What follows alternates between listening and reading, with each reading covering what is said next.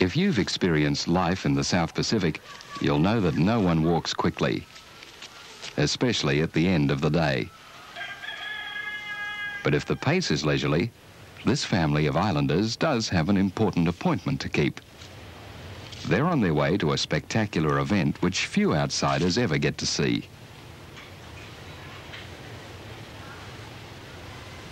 Hundreds of islanders from surrounding villages have one destination in mind. They've been waiting for this day for almost a year now.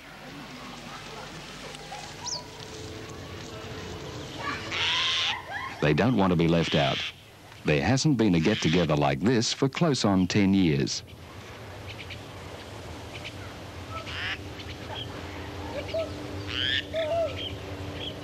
What we are about to witness is concerned with an island's people determined to retain at least part of their cultural heritage.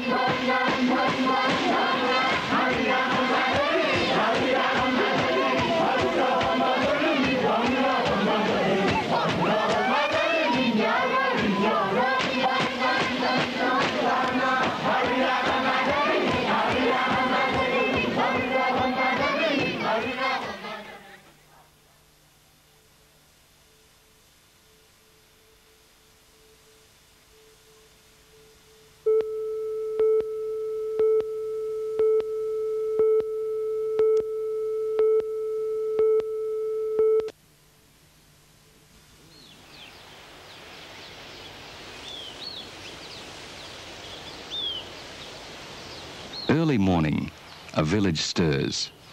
This is the village meeting place. In Bishlamar, the language of the islanders, it is called the Nakamal. It was here under the shade of friendly banyan trees that a chief and his elders came to a momentous decision. Their village would stage the big event. The decision wasn't taken lightly. It meant that the whole village would have to work long and hard to make it all happen successfully.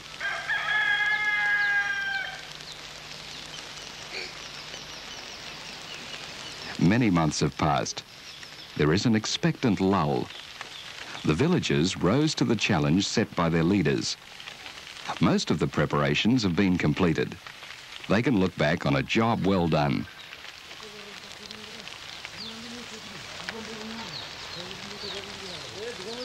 There are those who still have things to do.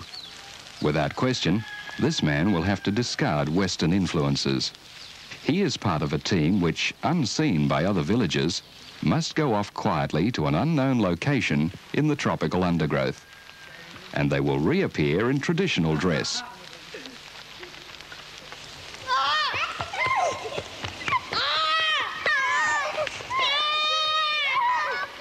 The word is out. Shortly, the men will make their entrance. They will take part in a dress rehearsal, and for the first time, all can witness a ceremony which over many months has been perfected in secret. The youngsters have only been told what to expect. Peaceful still, the Nakamal will soon explode into activity. The gentle chief is proud to brush the humble arena. With his people, he waits patiently for the men to arrive.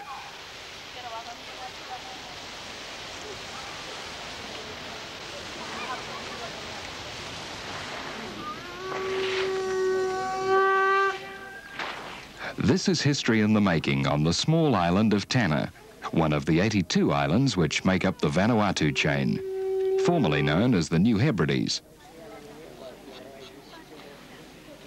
Ever since Captain Cook stepped ashore here in 1774, the islanders have been the victims of missionary zeal and European exploitation. Still, they cling to ancient customs.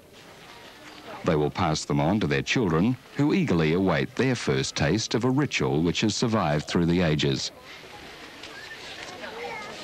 Under the scrutiny of the village chief, the men are about to perform a dance ceremony, which is to form part of a grand festival, which on average is held only once each decade.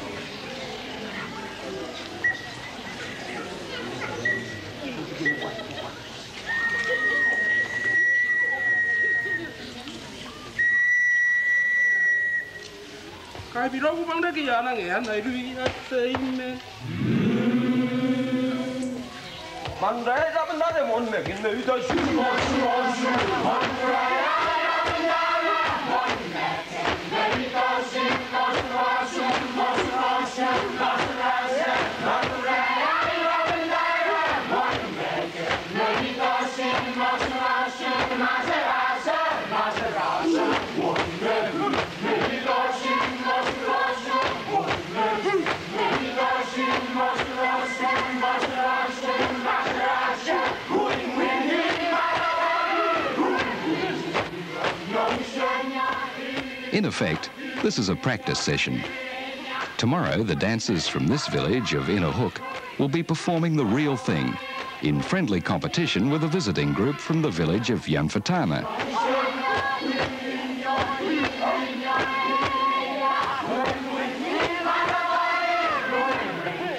For months, they've been brushing up on the steps, movements and songs in readiness for the big day.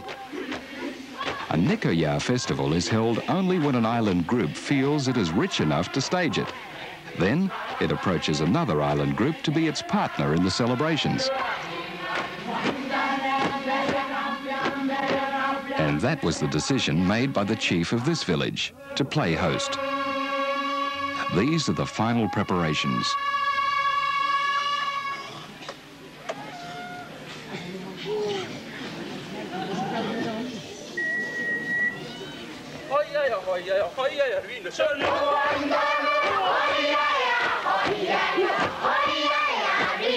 Even the younger members of this troupe take it all very seriously. They don't want to let the side down, even if it is exhausting work.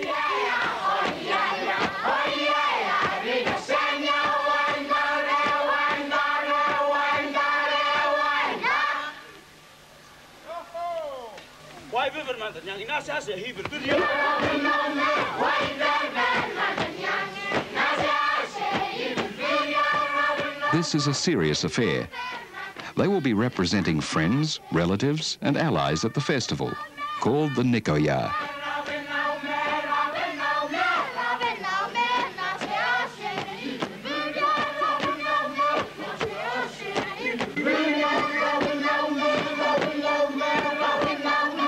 There are no musical instruments on Tana, apart from a few panpipes.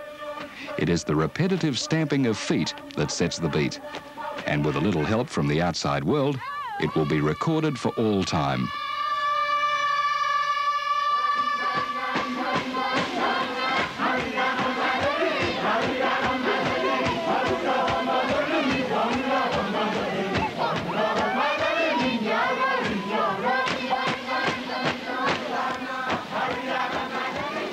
Energy spent, the show is over.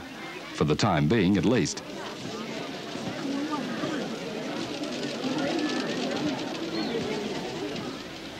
Three kilometres away at Yanfatana, the visiting group are about to put the final touches to their performance. They too have been practising secretly for months. They too have stuck rigidly to custom. They too are holding the final dress rehearsal. Shortly, their supporters will see the results of their endeavours. According to tradition, as the visitors, they will be presenting the Toka Dance. A dance which is steeped in myth and legend.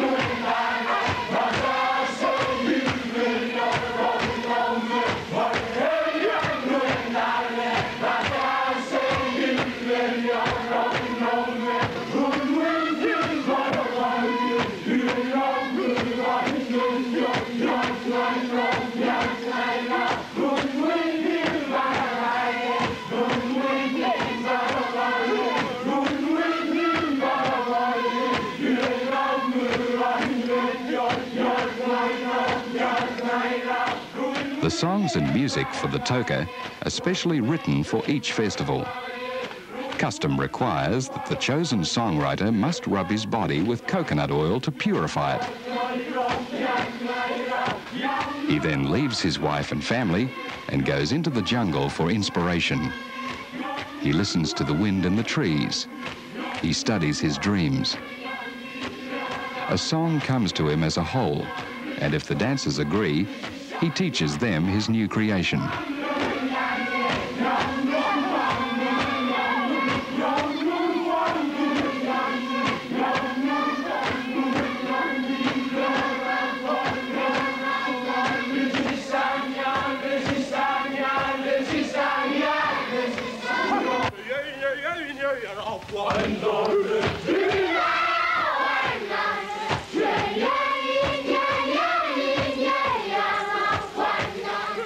In most cases, the songs have words which are foreign even to the dancers.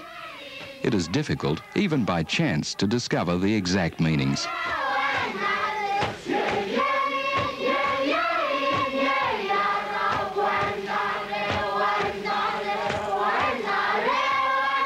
In former times, the men and women taking part in such dance ceremonies were completely separated, and in many cases were required to refrain from sexual intercourse.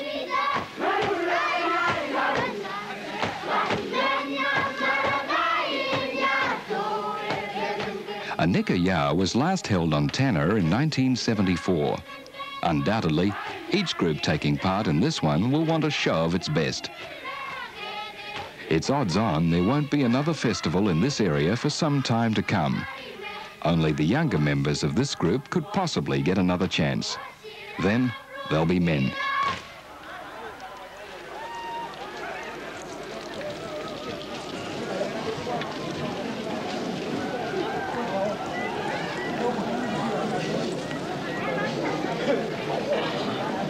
The final practice session over, the dancers hang their Toka dance sticks on the banyan tree. Later, they will meet here and head off to the host village for the festivities. At the host village, the big moment is fast approaching. Only now can the women bring in from the fields the food they have tended over the past months. Much greater quantities have been grown for the coming feast and for the exchanges of food that will take place. There will be many mouths to feed. The hosts, according to tradition, have agreed to act as caterers. The population of this 32-kilometre-long island is about 20,000 people. Almost 4,000 of them are expected to attend. In essence, the nikaya is a celebration where two tribal groups exchange gifts of pigs and food. This is accompanied by a number of ceremonies, including the dancing.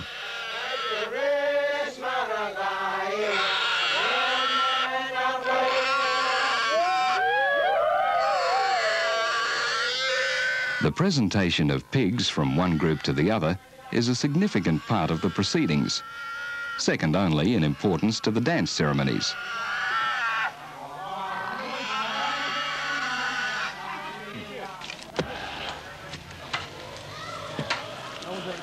Pigs on Tanna, where tourists are a rarity, are a sign of wealth, and in the lead-up to the festival, there are a number of strict guidelines which must be adhered to.